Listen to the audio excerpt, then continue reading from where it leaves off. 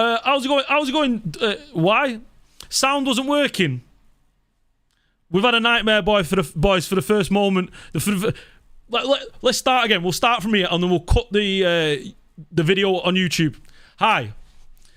This is mufcMPB. I'm your host, Ash Meppers. Welcome in today with crisis talks on Manchester United and Ten Hag's just crisis 12 months. We've started with Erik Ten Hag dealing with the Cristiano Ronaldo situation. We've seen Harry Maguire, the issues revolving around the captaincy and just the whole situation at the club and whether he starts or on the bench trying to sell him. All sorts of things going on with Harry Maguire. Then gets into the Mason Greenwood situation. Also to have Antony, and then now what we're dealing with is Jadon Sancho. I mean, it's just one thing after another. And also including that, the takeover talks and the idea that Ten Hag probably went into the summer thinking, well, we'd have the takeover resolved by the end of the summer. And then now we're still, into the first month of the season and we're no clearer on the information as to what's going on within the club. But Jadon Sancho, the breaking news just in, Jadon Sancho will push to leave Manchester United in the January transfer window after crisis talks with Erik Ten Hag failed to reach a resolution. Now, this is according to Jeremy Cross at the Daily Star. Now, not always the most reliable, but we don't know what kind of links he's got there with Jadon Sancho's camp, and he's one of the first coming out to say after the alleged talks that were had earlier today, which was brought to you by the mufcMPB Twitter yesterday, saying that Jadon Sancho is set for showdown talks with Erik Ten Hag on Monday, which was today, obviously, amid serious uncertainty over the England forward's future at Manchester United. Now, those showdown talks would have been had. The players would have been in Carrington today. Jadon would have spoke to Erik Ten Hag. It shouldn't have taken this long, really. Ten Hag or Jadon should have been on the phone with each other the moment or the day after the pinned tweet on Jadon Sancho's account. But here we are right now with the breaking news that Jadon Sancho will push to move and push to leave Manchester United in the January transfer window.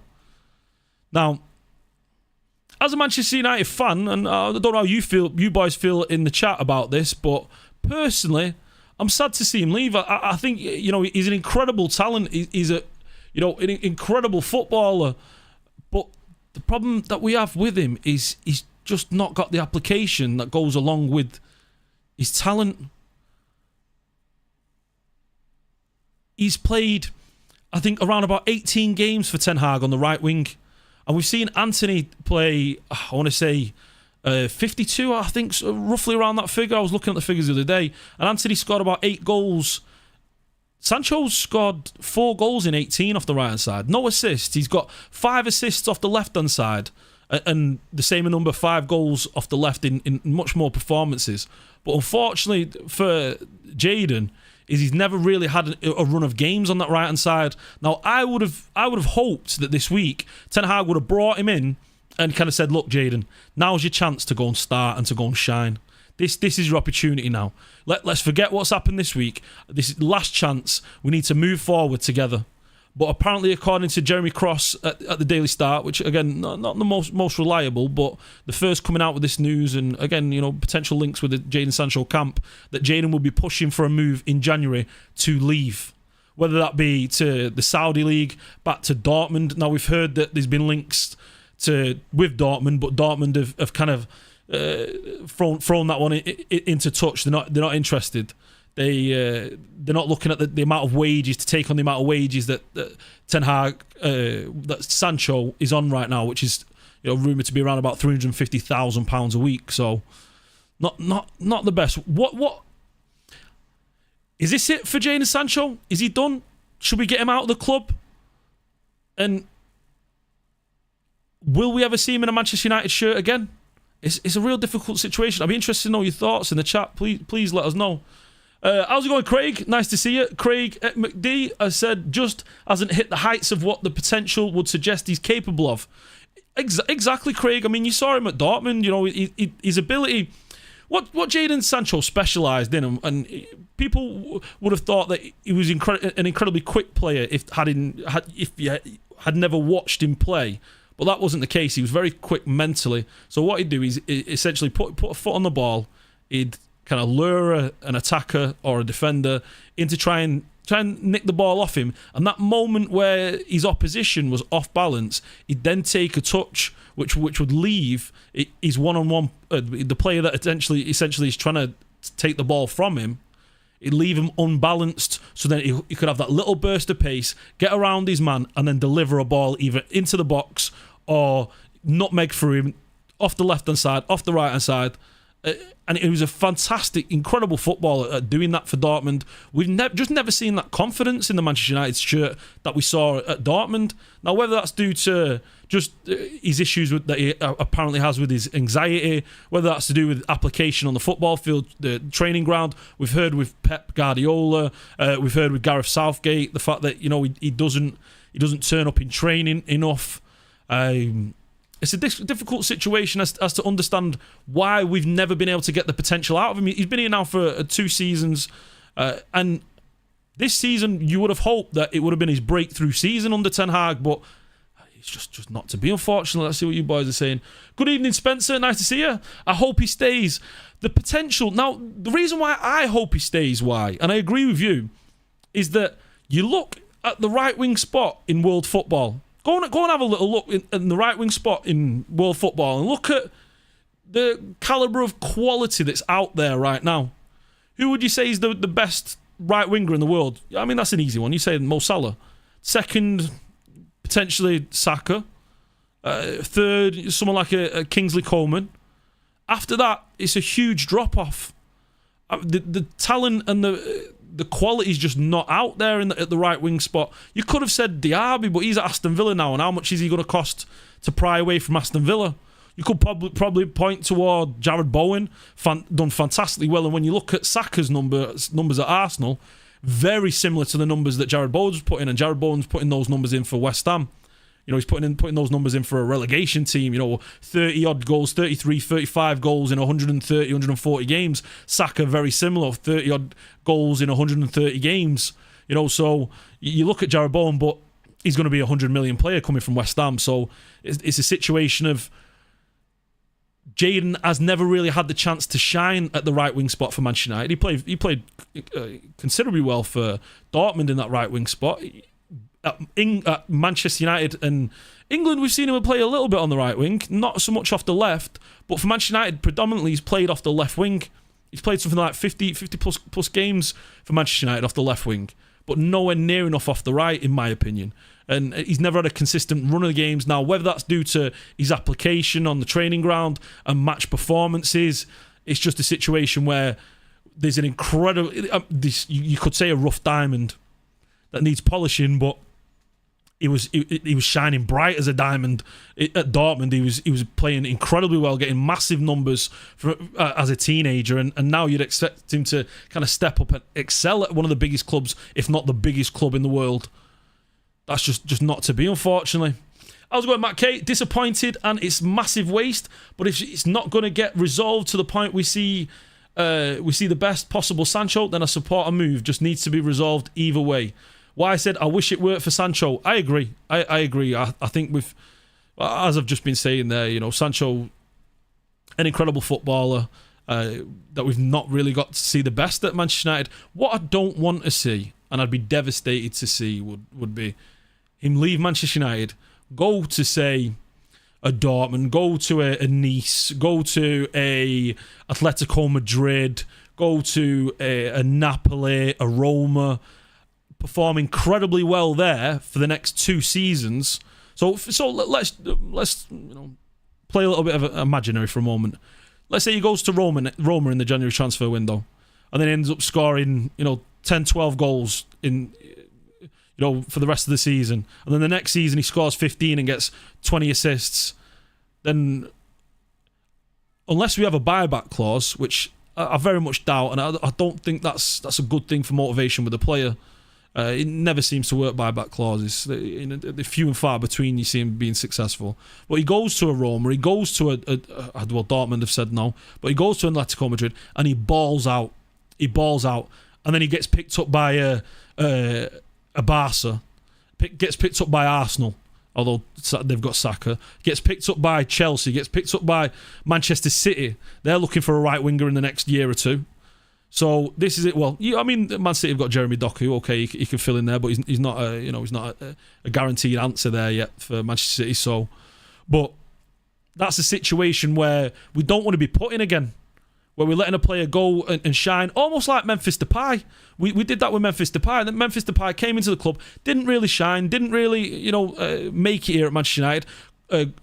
Ends up making a move to Lyon, plays incredibly well for them, gets a move to Barca. Now, okay, he's not done great for Barca, but I won't say he did terrible for them either, but it was a point where he was looking at him, you're thinking, yeah, he could have been useful at Manchester United, considering the money that we got for him. He could have been useful for us. And I'm trying to think of someone else who's left us and then gone on to shine and do incredibly well.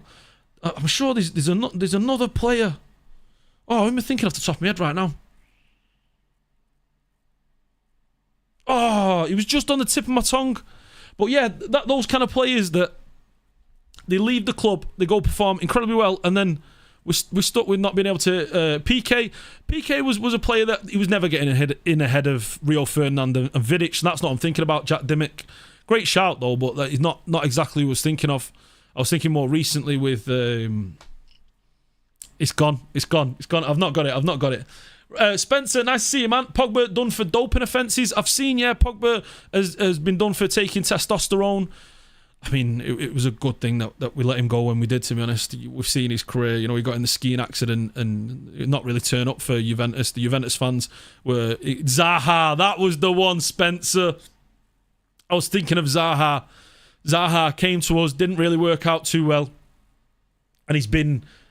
Crystal Palace's star player for the past 5-6 years, done incredibly well for Crystal Palace, and you was looking at him a few times and thinking, why couldn't he have done that here for Manchester United? He was linked a couple of times to Arsenal, and I wish Depay worked, to be fair. Yeah, well, Depay looked good. Di Maria, you could say so also at PSG, yeah, but Di Maria was one of those where he didn't want to be at the club. He had a bad experience with a home invasion while his wife and I believe his child was in the home, and he had a difficult just relationship with Louis van Gaal, and it just didn't seem to click here for Manchester United. Now, after the first month or two, it was looking like Di Maria would go on to be a superstar for us, but what I believed happened with Di Maria, I mean, I'm not going on a bit of a sidetrack here. What I believe happened with Di Maria was the fact that Louis van Gaal doesn't like stars. He doesn't like a player being the star, being the attention, and he always likes to kind of like stick the boot into him when they are stars. And so I feel like it probably rubbed up Di Maria the wrong way, and it was just never going to work for us here after that. But in another situation, under another manager, maybe it'd have been a success for us, but he went on to be a bit snaky, started calling us behind the back and all that, and yeah, let's just forget about that one. But an incredible player that just unfortunately didn't work out with us. Just one of them. Matt says, I reckon there's any truth in the Bayern rumours. In the Bayern rumours, update me on that one, Matt. I've had family round this afternoon, so I've not kept up with the very latest news today, but if he manages to turn it around, he may end up staying. Boys, also, if you would be so kindly to hit the like button if you've not subscribed already, we'd really appreciate it over at mufcMPB. We're looking to be doing big things in the future. This is just the start. So get in, boys. I wouldn't mind Sancho at Arsenal for backup to Saka at the right price. He'd probably be too good to be a sub, though. Yeah, I mean, he's struggling with being a sub at Manchester United. I think he needs a run of games. I think he's one of them players that probably, I'm not comparing him to Wayne Rooney, but Wayne Rooney was a similar player. He could not be a substitute. He had to consistently play to get himself up to a match fitness, a level where he was able to perform week in, week out. I don't think we've ever seen that with Jadon Sancho. I don't think we've thrown in Jadon Sancho for 90 minutes, game after game. I would be amazed if anyone in the chat could find out if Jadon Sancho played 3 games for Manchester United, full 90 minutes. 3 games in a row, full 90 minutes. I can't envision that ever happening at Manchester United, and I feel like that potentially could be one of the issues. Again, wages are going to be the issue. Look at Donny van de Beek. Yeah, you look at Donny van de Beek. He's, rumoured to be leaving to be going to a Galatasaray or Fenerbahce, and then just, apparently he doesn't want to leave. He just doesn't want to leave. Let's see what else you boys are saying. if you missed any comments as well, boys, copy, paste. I'm looking to answer as many as I can in the chat. I always are. I appreciate your input. I appreciate your involvement, and get involved. Don't just be sat there feeling like, oh, I wish I said this, or muttering to yourself. Get yourselves involved. We're here, we're listening, and I'd love to know your opinion. Jack Dimmick said, Jadon Sancho reminds me of Martial when he first joined United. I disagree with that, Jack, only because, I mean, it reminds me of Martial's second, third season, but the first season, Martial was incredible for us. I think it was the second season for Martial. Got 17 goals in the league. When you consider 17 goals in the league for Martial, for any player getting 17 goals in the league, what did Heung-min Son get the year before last? 19 goals, was it? You know, that was one of his best ever seasons. If I remember correctly, Eden Hazard's best ever season in the Premier League is 17 goals. So when you consider that Martial equaled Eden Hazard's best ever goals in his second season or first season, I can't remember exactly which it was, but to consider that happened and then it just all fizzle out, so frustrating. Very, very frustrating. Spencer Parkhouse says, boom with Pogba with a testosterone ban. Yeah, we don't want to see that. I mean, whether there's been some kind of mistake there, he's taken something by accident, or what I would imagine that to be is that he's tried to recover from injury. You know, he's taking a little bit of testosterone to boost his healing, boost his kind of his growth, his energy, and then he's not been able to cover it up, or he's kind of just took the risk and run the gauntlet. It's a shame, and you never want to see players do that. So, no, I meant boomers in getting Saha. Albert Manoj, welcome to the stream. Again, wages are going to be an issue. Look at Van der Beek. I've already answered that one. So here we are with Erik ten Hag stuck with Manchester United in crisis. Where do we go from here? We don't know what's going on with the Glazer ownership. We've got no indication as to where they want to go in the next couple of weeks, couple of months. Whether they actually want to sell the club or whether they want to continue to just siphon money from our beloved club. We don't know what's going on with the Red Army. You know, we've heard this week that the Red Army have been told that they've been put down as a risk group. Manchester United strongly came out and denied that, but I can't imagine why the Red Army would be coming out. If you don't know what the Red Army is, it's a section of supporters who deals with the atmosphere in the Stretford End and South End corner, which creates all the kind of the match day atmosphere and the away the away atmosphere and stuff like that, and does fantastically well for supporter relationships within the club. So, and the Glazers and Manchester United have apparently put them in as a risk group. So, I mean, the club right now, we've seen people, sex offenders being invited to the club, all being fully well known and not had any background checks being done on these individuals. We've seen the Mason Greenwood issues. We've seen the Sancho issues. I mean, Erik ten Hag, we've got the injury issues also.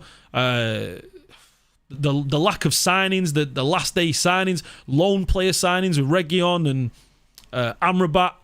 I mean, it feels like every day there's something coming out. Mary Earps is potentially wants to leave the club. We've seen Alessia Russo leave the club to go to Arsenal. You know, part of the women's team. We were progressing, looking like we could have gone and won our first ever women's Premier League title last season. To now losing our two best players, and the club at the moment feels like we're in a state of crisis.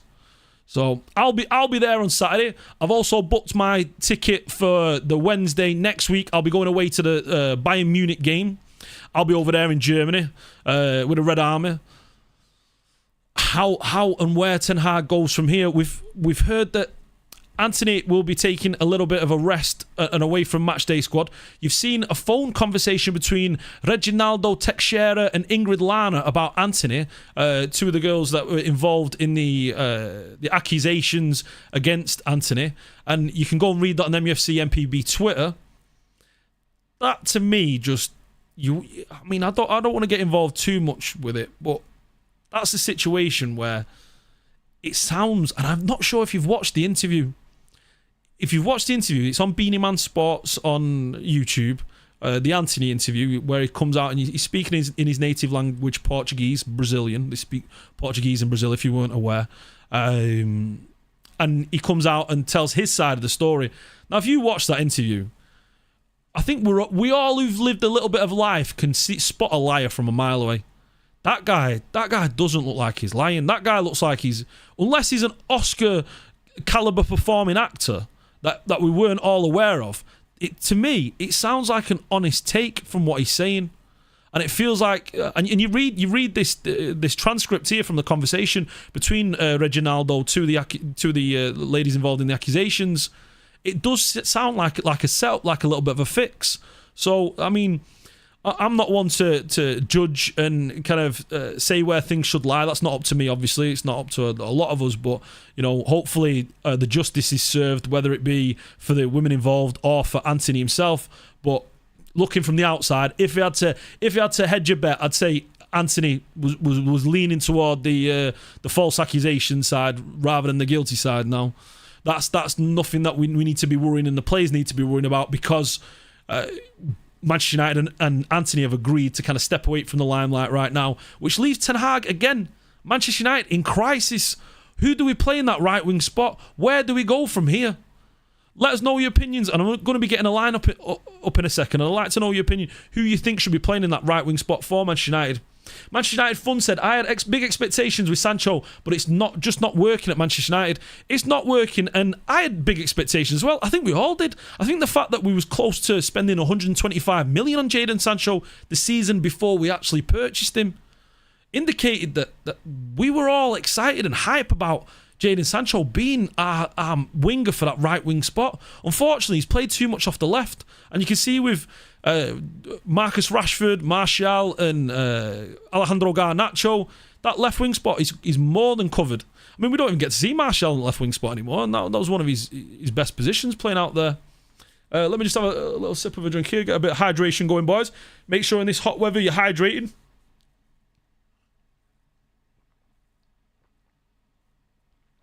Can I also say, I'm not used to you wearing a cap.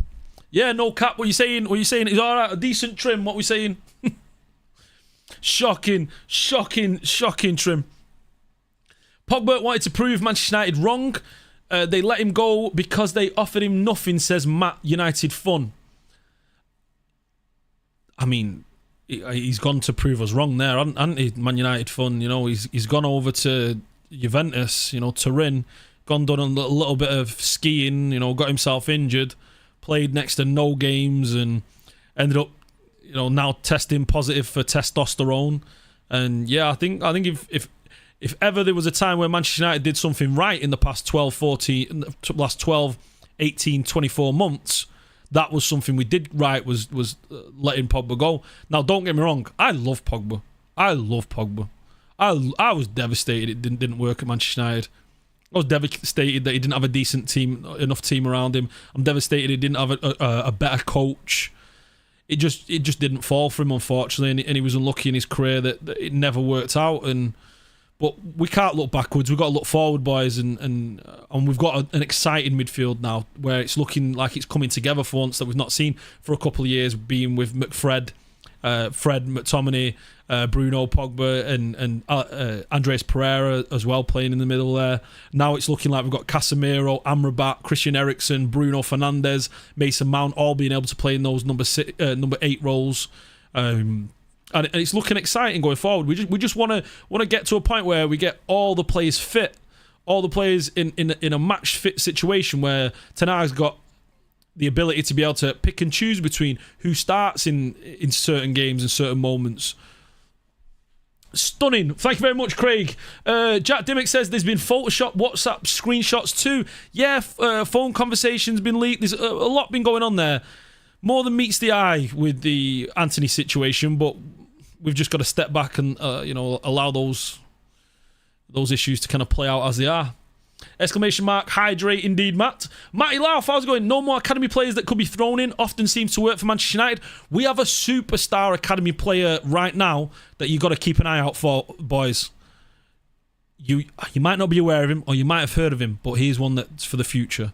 We have got a player who I would say probably most closely resembles Phil Foden, but I believe that at the same age, he looks like a better version of Phil Foden in Shea Lacey. Absolute superstar youngster coming through. Now he's got two brothers. His eldest brother was playing in the Liverpool academy, and his dad wasn't happy with the way his brother was being treated, so he put Shea into the Manchester United academy along with his younger brother. So whether there's any connections there, and Shea actually is a Manchester United fan, even though he lives in a Liverpool household with, and his brothers support Liverpool. He was a Manchester United fan himself. But you go and watch him. Take a moment to watch some of the academy games this season, and you'll see a supremely talented player. Supremely talented. Now he's probably a little bit too young. We're probably a year, maybe even 2 years off from him making his name in the first team. But he is a name that you've got to keep an eye out for, because an absolute fantastic talent, incredible looking footballer. I even remember the Mohawk. Indeed, so. Take a risk on Pellistri. Now, I know I am not in the Pellistri camp. I'm not on the Pellistri bandwagon. I've got to be honest. That Pellistri for me, we've had mufcMPB this week put out a potential lineup with Pellistri, and I don't know what you boys think about this. With Onana at the back, Reguilon, Martinez, Victor Lindelof, Aaron Wan-Bissaka, Amrabat, Casemiro, Bruno Fernandes, Marcus Rashford off the left, Pellistri off the right, and Rasmus Winter Hojlund up top. I don't know what you boys think, or how you would rate that kind of a lineup. But to me, I look at Pellistri, and I've watched him a lot. And okay, yeah, he's got talent, and he looks exciting in moments and in sparks. But it's just that. To me, he screams of an Adama Traore. He screams of a Alain Saint-Maximin. Okay, exciting players, but just no end product. In I believe 52 games. No, I think it's 47 games. I'd have to get the stats back up. I'm just off the top of my head, but it's around that figure, around 47, 50 games he's played in Europe. Not games, appearances he's had in Europe. He's had 0 goals and 1 assist, and that's including Manchester United and Deportivo Alaves, who was at loan for recently. So, and he's played quite a few games. He started quite a few games for Deportivo Alaves. He played, I want to say he started around about 15 games. So for me, if there ever was a time to throw him in, would Brighton at home be the answer after the international break, with a little bit of form in his legs? Having played for Uruguay. Again, the numbers are similar for Uruguay. You look, he's got very few goals and very few assists, but he has those bright sparks from time to time, those bright moments. I'd love to see Sancho reincorporated. I really would. Whether Pellistri starts against Brighton on Saturday, I just can't see it. I'd be amazed if he starts. He's had next to no minutes this season, and to start a game under Ten Hag, who usually likes to see, he doesn't throw players into the deep end. He generally doesn't do that. What I'd probably end up seeing him doing is move Bruno Fernandes over there, or even move Rashford over to that right wing spot, play Garnacho over to the left, and have Eriksen and Bruno Fernandes in the middle. Now, you say Eriksen and Bruno Fernandes, and why not Amrabat? Amrabat, for me, wouldn't be a starter, only for the fact that he's got no match fitness. He wasn't training with Fiorentina. He's coming off the back of a slight injury off the internationals, being left out of the Moroccan team. Eriksen having an incredible performance for Denmark recently. Yesterday, solidly as well. And you're looking at it like Eriksen in his last performance against Arsenal, he put in a decent performance, got the assist for Rashford's goal. So I can't see Casemiro and Eriksen not starting. So that to me will be the midfield against Brighton. And you look at Brighton's midfield. Brighton haven't got the best midfield. I mean, I can't remember Brighton's midfield. Who plays in Brighton's midfield? Pascal Gross and Billy Gilmore. I mean, it's not like we desperately need numbers there in the middle. I mean, okay, the sum is greater than the parts at Brighton, and they are the top goal scorers in the Premier League this season. So maybe I'm underrating them a little bit. But To me, you put in Casemiro, Eriksen, Bruno Fernandes, and then you put Rashford on the right hand side, Garnacho on the left, and Hojlund up top. I think that should be capable enough to get a win there. Big Ron, how's it going? Anton, you're looking a bit different today. New hairstyle? Just joking. Big up, dude. How's it going, Big Ron? Nice to see you, mate. Welcome to the stream. Make sure everyone's, if you would be so kindly, to hit that like button. Also subscribe. We've got big plans for this channel over the next, for the foreseeable future and over the next couple of years. We're gonna have some big guests on, and hopefully you'll see big things from us, like you see with the mufcMPB Twitter account. Wolves midfield ran through us. You say the big Ron, you say the Wolves midfield ran through us. That was more to do with the way we played that game, the way we pressed. We went very high with the press, which allowed the space in behind, and also a bit of laziness from Shaw on the left hand side, rather than playing more centrally. So yeah, but I agree, and it was. Although having said that, we had plenty of chances to score 2, 3, 4 goals in that game, and. But yeah, a better team finishes those chances. A better team does finish those chances. Matt says, another knock and run player, but not much else, like an Elanga maybe, or how is he different? What else does he offer? What else does Pellistri offer other than being a knock and run player? I think he's that, Matt. I think he's a knock and run player. I think he pushes the ball in front of him and chases after it, similar to Adama Traore. And what I will say is, I think he's better at delivering the ball than Anthony from the right hand side. He's better at crossing the ball. Straight into the box. Pellistri's dribbling is quality. One on one. You see him one on one. I feel like he's a little bit. For me personally, you look at him. I don't think he's strong enough. I think that's why Ten Hag hasn't picked him, and you've not seen him play for Ten Hag. I think that's why for Deportivo Alaves you've not seen him play enough games. For Uruguay, you see him against Nicaragua. Yeah, okay, he looks great against Nicaragua. He looks great against Bolivia. He looks great against El Salvador. Against any top tier operators, have we yet to actually see it? Maybe he needs that chance to prove me wrong for sure, and to be given a run of game, given a run of 3, 4, 5 games, and see what he's all about. This, if there ever was a moment, this would be the moment right now. Now. I believe Pellistri comes back a little bit late from internationals, so I just can't see it. I just don't see him starting personally. Matty says, yeah, Gilmour and Gross at the moment. Gilmour is a cracking player. Gilmour's a solid player. You look at the Chelsea players that they've let go over the years, and I'm surprised not one that they wanted to keep in and around the dressing room. You've seen him at Norwich, now you see him at Brighton, and I'm sure he's going to continue to do great things for Brighton. Sidewards, backwards merchants. Gilmour and Gross. Bruno, Eriksen and Casemiro will not give us enough cover, in my opinion. Casemiro needs help. Where does he get that help, Big Ron? Our issue in the Wolves game was the fact that we didn't press high enough, didn't press well enough with the back line. It wasn't the forward players. It was more the back line wasn't playing high enough up the field that Wolves would then be stuck trying to play in behind us, because we'd be playing almost an offside trap. But it was too disjointed. You saw our back line way too far away from the midfield, which created a massive space in the middle. It looked like huge gaps in the middle, which allowed so much space. And then we started to sit deep and sit off. It wasn't good enough, really. And you heard Ten Hag say that and allude to the fact that it was the attacking line and the defensive line that was causing issues, not the midfield. And Bruno and Casemiro kind of going a little bit extra in the press, going a little bit too much, rather than containing a little bit more.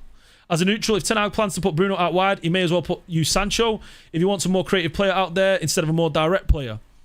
Yeah, the problem with Sancho, though, as we've seen, if Sancho had the application that Bruno Fernandes has, then we wouldn't have a problem here, Matty. A high line with Maguire. Brighton will wipe the floor with us. Yeah, no, that's not happened at all with Maguire. I don't think Maguire plays. I think we'll see Lisandro Martinez back, and I think we'll see Victor Lindelof playing. So, which Lindelof kind of struggles to play that high line too. I think he's been scared to death playing with Maguire and not being used to kind of pressing high up the field, that knowing that just one ball behind him leaves Maguire alone and potentially United conceding. So yeah, I think Lindelof is a shadow of the player that he can become, and he was, and you see him for Sweden. Reguilon off the left-hand side. Do we believe that Reguilon will start? I can't see Reguilon starting. I think Delot, after that performance against Saka at the Emirates, I mean, he kept Saka quiet for the majority of that game. Fantastic performance. I believe that Delot holds his position down. I'm not too sure if he's starting tonight. Let me just have a quick look to see if Delot will be starting tonight, or if any of you in the chat would like to help out there with the Portuguese lineups. Delot's starting tonight against Luxembourg. So he's fully fit and fresh. You look at Reguilon, he's not played a game in a long time. I think he'll need to be brought up to match speed. I don't think he'll get thrown in straight away. I think it's something where Ten Hag will slowly like bleed him into the side. If at all, if that's the plan that Ten Hag has got to use him at all, we're yet to know. Big Ron says he's a traditional winger. Pulisic won't cut in and shoot like the others we have. A bit old school. Yeah. He's a knock and run player, like Matt was saying. That's the best description of him. He pushes the ball forward and then chases after it. Not too dissimilar to Dan James.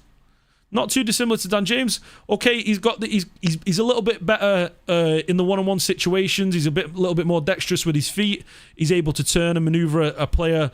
But when it comes to any kind of physical contact, that's where he struggles, and he's not got the ability there. Some players need to be thrown into the deep end. Some players need to be thrown in and be asked questions of for them to really shine. I'd like to see what would happen if Pulisic was thrown into the deep end. It would be interesting, especially if we're going to be wasting Bruno Fernandes out there. I'd be okay with it. Also, I'd like to see Rashford swinging the ball into Hojlund. Rashford's got an incredible delivery, as we've seen over the years. He can deliver a great cross into the box. What it does mean is that Hojlund's all up there by himself, because I don't see Alejandro Garnacho. I mean, you boys try and convince me otherwise. I don't see Garnacho being a threat in the box with balls being delivered in. I think Garnacho's someone who's great with the ball at his feet, getting into the box. I've yet to see his quality and his ability actually, receiving the ball inside the 18-yard box, close to the goal. Spencer Parkhouse says, I don't see Pulisic starting and being thrown straight in. Coming on as a sub, though, yes, I agree with that, Spencer. Completely agree with that, mate. Matty says, as a neutral, if Ten Hag plans, read that one.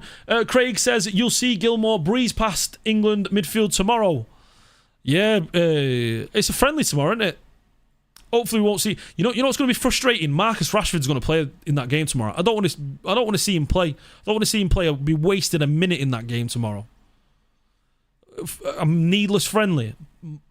In also one of those friendlies that's not so friendly, if you know what I mean. Where the Scottish players are going to be trying to prove that they're better than the English players, so they'll be putting in harsh tackles and giving it everything. And this is a moment for Scotland to kind of show that, look, we're in a good position here. We aren't the little minnows that everyone kind of titles us. We are a big team that's gonna create some waves at the Euros. England will probably go into that off the back of the performance against Ukraine. I mean, you look at the performance against Ukraine, that was poor from almost the whole 11 and the substitutions. If you have a performance like that again against Scotland, then yeah, Scotland easily run out with a 2-3-0 win. It was horrendous. Big Ron says, we gave the ball away 80 times in 90 minutes against Wolves. That's losing the ball nearly once every minute. We struggle to maintain the ball with Bruno, Eriksen and Casemiro. I disagree with you there, Big Ron. I don't think that's the case in general over the course of the last 12 months.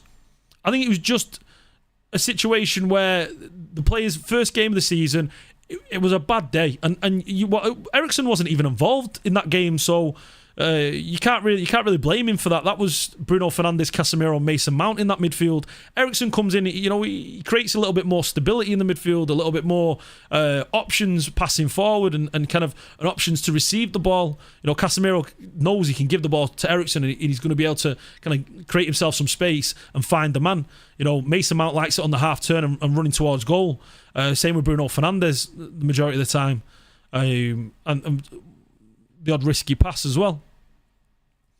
I think so. What are you saying there, Big Ron? Do you believe that Amrabat starts tomorrow, or what would be your ideal midfield three? Because I can't imagine a world where Amrabat starts. I really can't. I may be wrong on this. Maybe Amrabat's injury isn't as big as we're being led to. We're being told. And he'd be able to go straight into the team. But the fact that he's not being able to play a single minute for Morocco, he's not played a single minute for Morocco. That indicates that he's not going to be put in straight into the first team against Brighton in the midfield. I can't envision Amrabat being played there. I mean, maybe you can. I just can't see it personally. If McTominay scores versus England, I'm amazed that no. I'd like to see McTominay play more personally. I'd like to be actually utilised as a number 8. Or maybe even a little bit higher up the field. But yeah, I'd like to see Casemiro, Bruno Fernandes and Eriksen. In an ideal world, once Mason Mount's back fit and ready to go, I'd like to see Mason Mount on the right hand side, Bruno Fernandes, Casemiro. We could even do this. Here's an offering for you boys. Here's an offering. Bruno Fernandes on the right hand side, Christian Eriksen, Amrabat, and Casemiro.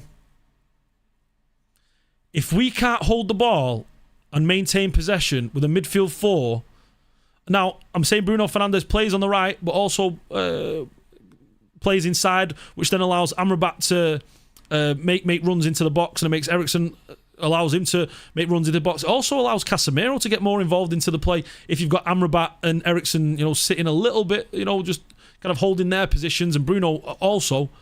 That'd be an interesting thing to see. To see Mason Mount, Bruno Fernandes, Eriksen, Amrabat, and Casemiro in the midfield. I still think Garnacho would do better than Police Street there, but give him a chance, I guess. How's it going, Mash? Nice to see you. Garnacho I've never seen on the right side, so I can't really give you an opinion on how it looks for Garnacho's on the right hand side. We've seen Facundo Pellistri in training, he's looking good. He's got in minutes for Uruguay. Whether that means he's going to get any minutes for Manchester United, we've yet to really see. Also, this is the lineup that in my ideal world, this is what I want to see on Saturday. I want the news with Jeremy Cross to be false. I want Jadon Sancho and Erik ten Hag to kind of have worked in their issues, and Jadon Sancho to be given one last chance. He's a young player, he's still working through his issues. How old is Jadon now? 22 years old. He's a baby. Come on, he's still learning how to be a man. Like and subscribe, folks. Let's help get the guys growing. Appreciate it, Big Ron. Thank you very much. Also, make sure you're liking and you subscribe to the channel. It'd be much appreciated. You can follow me at ashmeppers on x.com and also at mufcMPB on x.com, which is Twitter. But we've got to say x.com now. Pellistri always starts for Uruguay. You look at the options there, Man United fun, and you also, when you say he always starts for Uruguay, who's he playing against? El Salvador, Nicaragua. Who else you got? Honduras. These levels. You look at him playing for Deportivo Alavés. Wasn't spectacular there. Ten Hag's seen him on the training ground. He's given him basically no minutes, and there's a reason why he's not getting minutes. If Sancho worked his stuff out with Erik ten Hag, I think he'll be even hungrier than before if he starts against Brighton. What if I'm to Erik ten Hag? What I'm doing with Jadon Sancho, I'm sitting him down and saying, Jadon, that right wing spot is yours if you want it for the next 5 games. If you want that spot, that's yours. But what you've got to do for me, son, you've got to go out there and you've got to, at Carrington, you've got to give it everything. You've got to show to me that you want it. This is the start of your career now. Forget everything that's gone on before. Forget everything that's happened in the past. What I need to see from you is application. I want to see from you hard work. I want to see from you the will and the desire to succeed as a professional for Manchester United. I want you to be a world-class right winger. I want you to be the Jadon Sancho that everybody was talking about at Dortmund. I want you to be the Jadon Sancho that Manchester United signed. I want you to go out and be a superstar. Go and do that for us. Go and show to the world that, okay, we've had our issues. We can work that out. Go and prove them all wrong on the football field. Show what a footballer you'll be. That's it. Bam, done. There you go. 2 goals and an assist. 3 assists, 1 goal. Get me in there. We need a motivator, boys. We need someone in there with speeches. That's one thing that people don't realise and recognise. Well, a lot of people do realise and recognise that Sir Alex Ferguson was the greatest man motivator out there. The greatest. He could get players like Darren Gibson winning Premier League titles, Tom Cleverley winning Premier League titles, Kieran Richardson winning 2 Premier League titles. I mean, what are we talking about here? These are men that they go onto the football field. They've not got the quality and the calibre of some of the top professionals in Championship football. You spend 15 minutes with Sir Alex Ferguson, turn into supreme elite world-class ballers. Sancho's 23. 23. I mean, still far and away from his prime and his peak, and he's got so many years left. I don't think Amrabat starts, but he gives us a better balance in our midfield. 100% Big Ron. 100% I agree. You ain't going to be like this, but I would drop Bruno.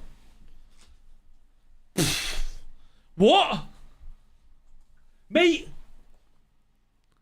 Drop Bruno.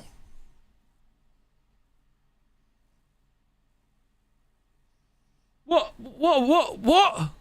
are we talking about here? Bruno Fernandes. Wait, is there another Bruno at our club? I'm trying to think of another Bruno. Oh, you mean Fernandes, Alvaro Fernandes? Yeah. Drop Alvaro Fernandes. Yeah, it's okay. He's gone. He's left. He's left.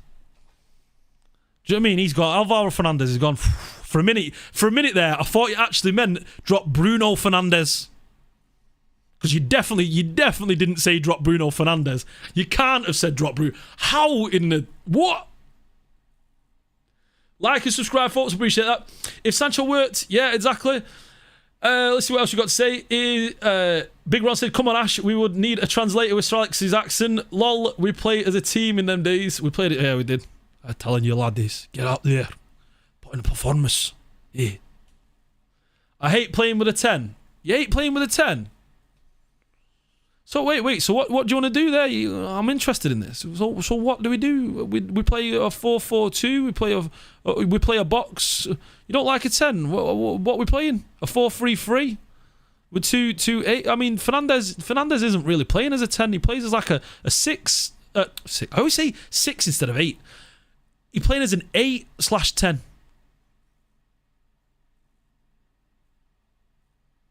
Yeah. So. Alvaro Fernandes is on loan at Granada. Yeah, he's not here anymore. Anton, is Sancho your favourite player in Manchester United? My name is Ash. I'm Ash Meppers. Anton streams on a Thursday, a Friday, and a Sunday. I'll be here on a Saturday, a Monday, and a Wednesday. Go on, Ash. Give us your best brave out impressive freedom. Nah, there's a number in Scottish, isn't there? 14. But yeah, forget that, boys. We've got our Scotchman in Scott McTominay, adopted Scotsman. But I'd like to see Scott McTominay utilised a little bit more. I feel like Erik ten Hag's not really got the best out of him. You see what he's been doing for Scotland, and I believe he could do the same for England. Listen, boys, we're getting away from the seriousness here. Now let's continue on. Hojlund, I think, will start. I think we've seen him. I'm 42 Ashbit, old school, 4-4-2 merchant, always get it in the mixer. 4-4-2, get it into the mixer. You say you're old school. There's a lot of teams out there still playing the 4-4-2. You've seen Man City doing it a lot this season with a 4-4-2 with Alvarez and Hojlund up top, and they're defending the 4-4-2. So, yeah, no, it's definitely a formation that can be utilised, and everything's cyclical. It comes around in cycles. That different formations work. I mean, we've been seeing the WM formation that was very prominent in the early 1900s come back recently and be used by teams like Brighton and stuff. Thank you very much, Y. Appreciate it, mate. Y says, loving the shows. If you're enjoying the show and you're new into the channel, please make sure you're hitting that subscribe button and you're also hitting the like button. That helps the stream go forward, helps the channel move forward, and we've got big plans for this channel over the next coming months and into all the foreseeable future. What else are we saying there? I'll play Mount right wing when he comes back. Played well for Chelsea there, says Ronnie Dodge. I'm with you there, Ronnie Dodge. I want to see Mason Mount play on the right-hand side. You consider Mason Mount and Bruno Fernandes, the interlink in there, with Casemiro and Amrabat sitting a little bit deeper, also being able to cover. I would love to see that. For me, that's our future, where we're looking toward with a little bit of a staggered forwards with Marcus Rashford and Rasmus Hojlund. That's where I want to see us move towards personally. Right, let's see what else has been going on in the Manchester United. Whoa, that's not the right where we're going here. Get that for a moment, boys. Souness, as Addy say, over the last couple of hours, he's come out and said to the Daily Express, I don't think Manchester United are going to be any better than they were last season. They spent 72 million on a young centre forward in Rasmus Hojlund, who's not got a great goal scoring record. Wait, what? He's not got a great goal scoring record. This, I hate to say it, for the old boys, I'm probably put myself in the old boy category as well. For the old boys, this is old boy mentality. This. He's not got a great goal scoring record. He scores a goal every other game according to his minutes. What do you want? A goal every game? That doesn't exist. Rasmus Hojlund, you look at his goals per minute ratio. It's a goal every other game throughout his career. It's an outstanding record, what we've seen so far from him, and that's the reason why we've signed him. You just have to watch the boy for 15 minutes to understand what he can bring, what his talents, his abilities, and his capabilities. He's powerful, he's left-footed, he can use his right foot, his weak foot, just as well as he can use his left. He can drive with the ball, he can receive the ball with his back to goal, he can receive the ball in the half-turn. His passing's immaculate. You look at some of the assists for Atalanta last season, those balls across the box. You look at him aerially, his leap, he's huge. He's 6'3", 6'4". He's able to get up to those balls and nod them down into the back of the net. He's got almost everything. And this is a lad who came into the Serie A last season, and you look at minutes wise, he played 19 games last season. If you add the minutes up together, he played 19 games worth of minutes. So he played around about 38 games altogether, but 19 games. He made 30 plus appearances, but he played 19 games of worth of minutes. So 90 minutes is what I'm trying to say. And in those 90 minutes, he scored 9 goals. So a goal every other game. In his first season in a new league, in a new country, with the best defenders in, well, you could say, argue maybe the Premier League, but the best defensive structures in European football. We all know about the Serie A being having some of the best defensive setups of all time. We all know about the Catenaccio. We all know about the way they like to shut out a game and kind of strangle games, and how Italy are dominant defensively. That's the fact that Rasmus Hojlund's been able to go into a new league, fresh young kid, score 9 goals in 90 minutes. It's impeccable. So again, it's one of these moments where sourness. It's just sourness from Souness. Big Ron says, don't fall for the Sounds wind up. Ronnie Dodge says he scored a hat-trick against Finland a couple of months ago. Yeah, he scored a beautiful hat-trick. I think it was a perfect hat-trick as well, was it not? Off the left foot, the right foot, and the header. I believe that was the case. Ronnie Dodge, Mash says, I'm not saying it's awful, but he's 20, but his record isn't something we haven't seen before. Go on then. You name me 10 strikers in the history of world football at his age that have a better goal-to-game ratio. There's not many. I've done my research on this. He's at the same age of Lewandowski. He had a better goals per game ratio than Lewandowski. A goals per game ratio against Benzema at the same age. He had a better goals per game ratio than Karim Benzema. What we're talking about here, boys? We're talking about two of the best strikers of this last generation. He's got a better goals to game ratio at the same stage in his career as their careers was at the same age than two of the all-time greats. So the fact that Graham Souness is coming out saying, "Oh, I don't know, I'm telling you, lad, I don't know." I apologise to our Scottish brothers. Listen, I've got plenty of Scottish blood running through my vein. There's no animosity towards me, boys. I love our boys up north. Right, let's go. He's also said that he's played 34 games for Atalanta, only at the back of the net 10 times. I mean, it was 9 times, but also 34 times. That was 34 appearances. What was that? Almost 20 of them, 15 of them were off the bench playing the last like 3 or 4 minutes. So come on, let's talk a little bit of sense here. Let's talk a little bit of sense. Graham Souness also said, "I wrote an article 5 years ago stating it was the last chance saloon for Anthony Martial, yet he's still starting matches as their main focal point. He isn't a Manchester United player. He will get you excited and let you down." Souness knows what he's talking about. I like this guy, Souness. He makes some good points. I mean, you know, there's an old saying, a broken clock is correct twice a day. Sometimes, I mean, you can't get them all wrong. This one, I feel like Souness, he's onto something here. I'm with him on this one. How Anthony Martial is still playing for Manchester United, I have no idea. We need to move on from this one. Again, we've seen with Souness talk about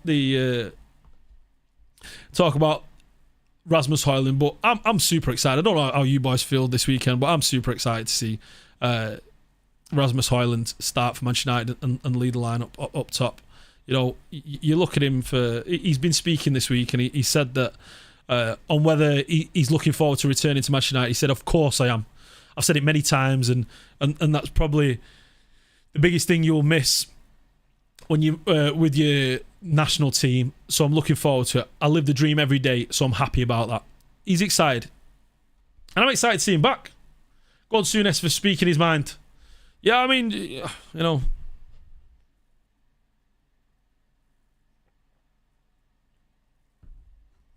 I need to stop advertising this thing. That video of Rasmus hyping the crowd last night, we need to get that mentality in the club. Indeed, Ronnie Dodge. That's what we need from the players. You need that connection with the fans. You see it with Bruno Fernandes. You see it with Casemiro. The players that I see cheer with the fans most. Now, I go to a lot of games. I go to almost all the games these days. And the players that I see come over to the fans at the end of the game are Casemiro, Bruno, Delot. Delot's mint with the fans at the end of the game. Delot's like, he does the walk, he's cheering, he's clapping, he's doing it all. I don't know if any of you lads go to Old Trafford yourselves, but I see Delot. Delot's great with the fans. Rashford's okay with the fans. I wish he was better, to be honest. I do wish he was a little bit better. He just does the old, you know, clap, walks around, claps, and then straight to the dressing room. Casemiro gives it the whole, you know, he gets in, you know, he's throwing fists. Same with Bruno. And you've spoken on the TRA stuff. I have indeed, bath time. Nice to see you. I'll sum it up for you. Somebody's lying. I can't imagine it's the Red Army. The Red Army, you know, been a fantastic supporter group for Manchester United over the years, and you know, been fantastic for fan relationships with the club, and the Glazers and the police coming out and saying that they're not a risk group, or they are a risk group, or we don't know what they're talking about. The Red Army, they're not looking to risk their reputation. They're not looking to risk their reputation by releasing false news. They'll be hearing this from somewhere within the club, that they've marked down, been shadow banned. You know, they're missing out on the Palace game, the away games, and it's all a bit stinky at the moment. It's all a bit stinky, and we'll hope to see it resolved in the next couple of weeks. I'm going to the Bayern Munich game next week. I'm going away. I'll be on the banter bus. I'll be getting on the bus from Manchester on Tuesday. We'll be getting in on Wednesday early morning into Munich. I spend the day in Munich, and then straight after the game we'll ride on the bus, on the coach back. So that's going to be fun. I'll be bringing you a vlog of that as well, boys, on my YouTube channel at Ash Meppers. I do match day vlogs. So I've only just started that this season, so I'm excited to bring you lots more match day vlogs this season. Off to see the Memorial. Hopefully, yeah, bath time. A bus from Manchester to Munich. A coach, yeah, a big coach. So that'll be fun. Ronnie Dodge, Varane pumps the crowd, especially against the wins against Barca. Varane does, yeah. Varane's big with the crowd. Varane's big with the crowd. He's one that I do like to see. Bruno just got an assist. Bruno, innit? The sun shines, innit, Ronnie Dodge? He's what a play. Who said, get back in the chat here. Who said Bruno should be dropped? Wait, I'll forgive him. It was Big Ron, in fact, because he likes his 4-4-2s. So I forgive him. Hey, Ex Mohan, how's it going, mate? Nice to see you. Welcome to the stream. Yeah, Big Ron wants to see a 4-4-2, which I kind of understand. But even so, I'd still stick Bruno Fernandes as a right winger and a right midfielder in a 4-4-2. I'd still do it, Big Ron. What you say about that? I'd stick Bruno on the right hand side, right midfield. You know, a little bit like although Koke plays on the left midfield from time to time with. Oh, you saw with Valverde. Valverde do it for Real Madrid when they won the Champions League a few seasons back now. Valverde playing on that right wing, right mid spot. I can see it. I'll be okay with that. There was no issues. Look at him there, Rasmus Hojlund. Oh, you know what? I'm excited about this lad. Hey, thank you very much, Stephen Welsh or Stephen Welsh. Thank you very much. Appreciate the sub. If you're new in the stream, I'd appreciate if you could try and get us up to. I don't know where we're at now with the subscribers, but you know, the more the better. Obviously, you know, moving forward. So thank you very much. I appreciate it. Make sure you like, subscribe, and follow us over on Twitter, which is now x.com at @ashmeppers and also at mufcMPB, the home of all Manchester United news over the next foreseeable future. Manchester United aren't going anywhere. Neither are we. You'll see tomorrow Anil Kandola will be in. You know, our man from Talk Sport. He'll be doing a nice little segment tomorrow. On Wednesday, I'll be back. On Thursday, you see Brooks. Thursday, Friday, and then Saturday, I'll be back after the game. I'll be going to the Brighton game. I'll give you a live reaction and commentary from that one. So make sure you subscribe. Make sure you're here. Make sure you're getting involved in the chat. We always love to hear it. So thank you very much, boys. Can you not see United? Not okay football. We cannot pass the ball to each other for more than a few phases. It's scary. Big Ron. We are only a few phases away from being a top football inside. Just be patient, Big Ron. Trust me. See the way we were playing against Arsenal. See the way we were holding the ball around the back and being able to draw Arsenal in. Arsenal countered that very intelligently. What Arteta did was, what Ten Hag expected Arteta to do was, he expected Arteta's team to go in and press up high, but they didn't. They did like an almost contained press where they stayed 5-10 yards off the players, 5 yards off the players, and didn't go all in, because what Ten Hag wanted to do was invite the pressure in. For then, and the one moment we saw in the first half when it actually succeeded was when Wan-Bissaka and Lindelof had the ball in the corner after a pass from Onana, and Declan Rice pressed and they went with it. They activated a heavy press, Arsenal did, and then what that did, that allowed the ball to go into Eriksen, and from Eriksen you saw that basically a breakaway, similar to how Brighton play, where you'll see Webster or what's the Dutch fella called? Vek? I can't remember his name. Where they stand on the ball and they invite the pressure in to then start the attack and to pass between the lines. Now, you saw with the one moment Arsenal did it with Declan Rice trying to close down Wan-Bissaka and Lindelof. You saw then that space in the midfield open and that quick break, and then Rashford score that goal.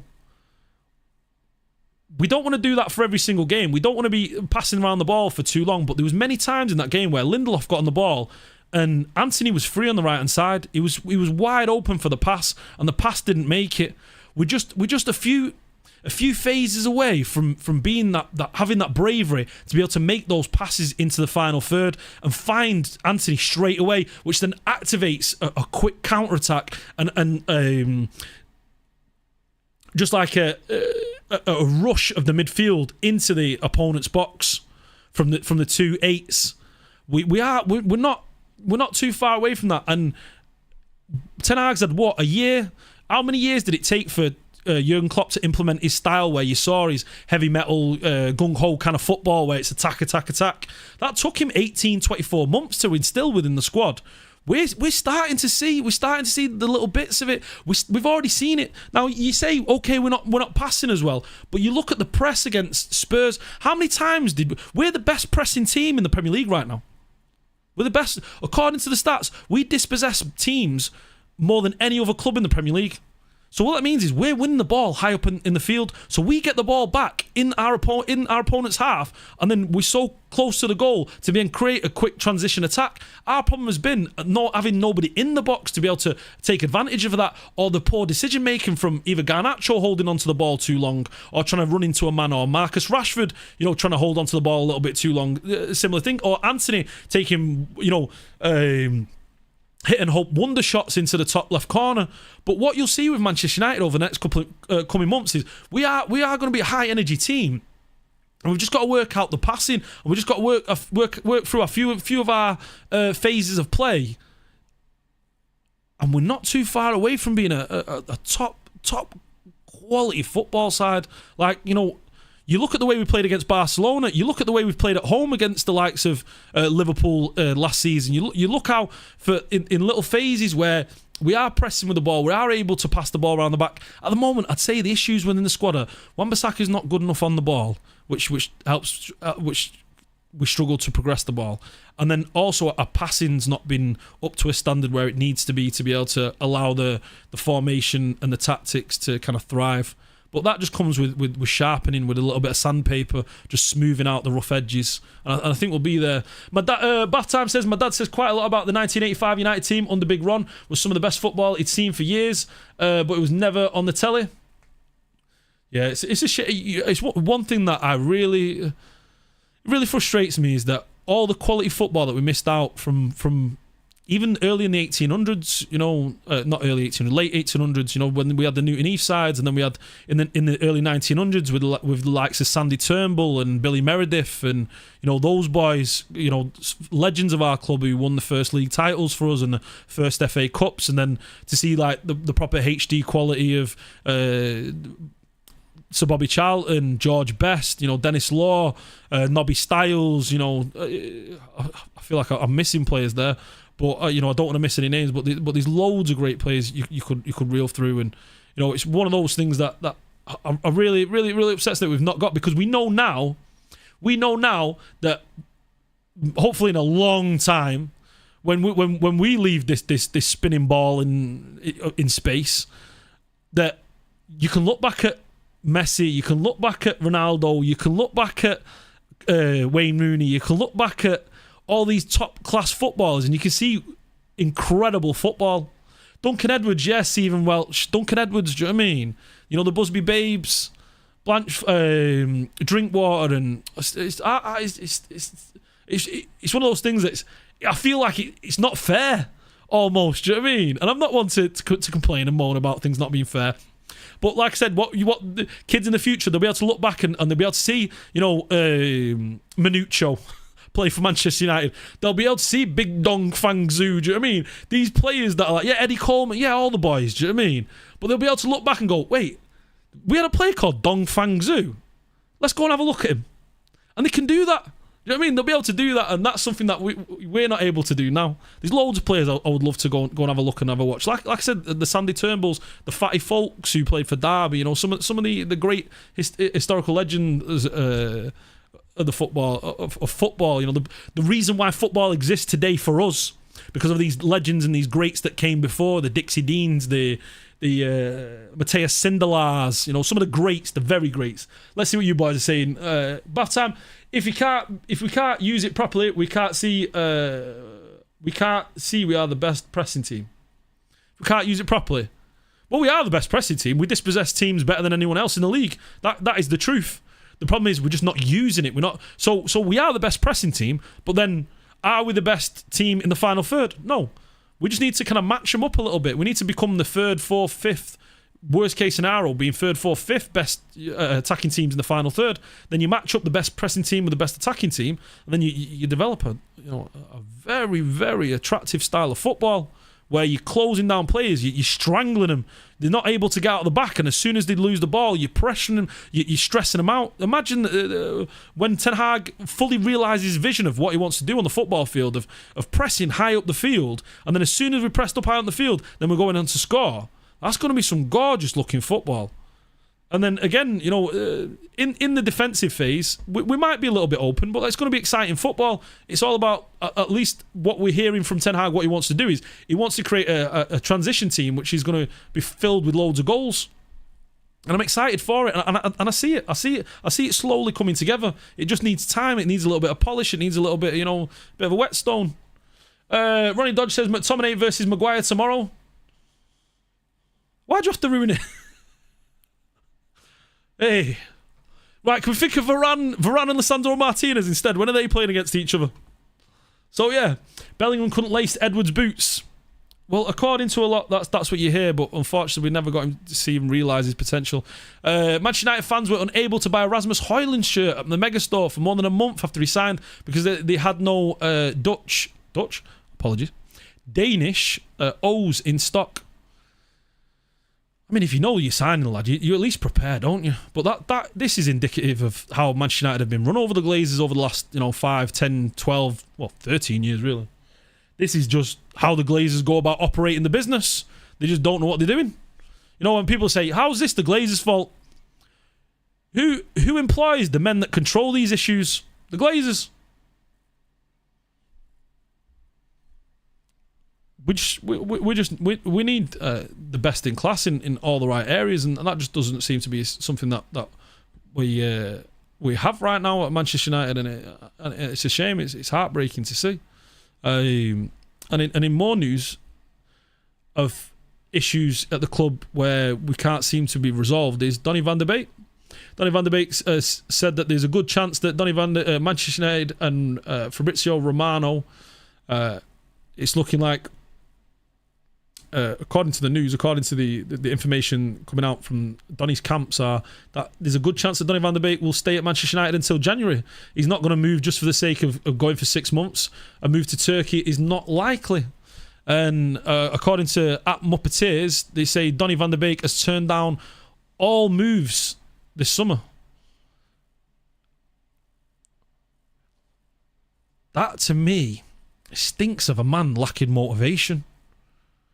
Surely, Donny van der Beek now, correct me if I'm wrong, boys, 26, 27. He should be at a point where he's wanting to play games. He's wanting to get into the national team, to get back into the Euros. Right now, he seems happy just to be sat on the bench and to not be performing and not get involved. It's not good enough. It is not good enough. And we're stuck with him because he's on massive wages. He ain't staying for our medical facilities, says Bath Time. Yeah, I mean, that's for sure. Again, just mismanagement and Manchester United in crisis. Where do we go from here? We've got a big game coming up on Saturday. We've got Anil Kandola streaming tomorrow from TalkSport. We've got me back on Wednesday for all the build-up coming into the weekend, and I'll be bringing you an international roundup and an international breakdown and any other Manchester United news coming out. We've heard Manchester United and Ten Hag almost having to deal with everything other than football. He's having to deal with Cristiano Ronaldo in the past. He's having to deal with Harry Maguire off-field issues. He's having to deal with the Glazers takeover. He's having to deal with Mason Greenwood situation. He's having to deal with Jadon Sancho not being fit in the squad. It goes on and on and on. You know, what is next? What will be next? To find out, make sure you subscribe, you like, you're following at mufcMPB. You can follow me at Ash Meppers. I'll be here and we'll be here for the 7 days a week, for 365 days a year. That's what we're planning. We'll see. We're going to be here for the foreseeable future. I appreciate you boys dropping in today. Thank you very much for anyone who's contributed to the stream today. I'll be back on Wednesday. Anil Kandola will be your man tomorrow. Make sure you come in and say hello. I'll be in the chat as well. I'm excited for this weekend, Brighton, and next Wednesday we've got Bayern Munich. I'll be hopefully going to both games. Can we have a tour of your photographs? Have a quick tour. Right, we've got the Busby Babes. We've got the 99 celebrations. We've got... Oh... the World Cup 1966 of Bobby Charlton lifting the Jules Rimet trophy. We've got Sir Alex, Ollie, and Cantona over there. We've got Ali. We've got a few of the classics, a few of the moderns, and I'll talk to you more about them as we go along. They're all black and white, pretty much, apart from this one here, which is this one here you see there. But thank you very much for joining in today, boys. I hope you enjoyed the stream. We'll be back again tomorrow at mufcMPB. Make sure you're following, you're getting involved, you're making yourselves known on the Twitter and on YouTube. Once again, thank you very much. Hope you have a pleasant day, pleasant evening. Make sure you're drinking plenty of water. You're looking after yourself. You're going for a walk, and self-care. Look after yourself, boys. Thank you very much. I'll see you boys on Wednesday. But we'll be here again tomorrow with Anil Candola. Take care. Bye-bye. I always do that, and then I've not even pressed the button. Bye-bye.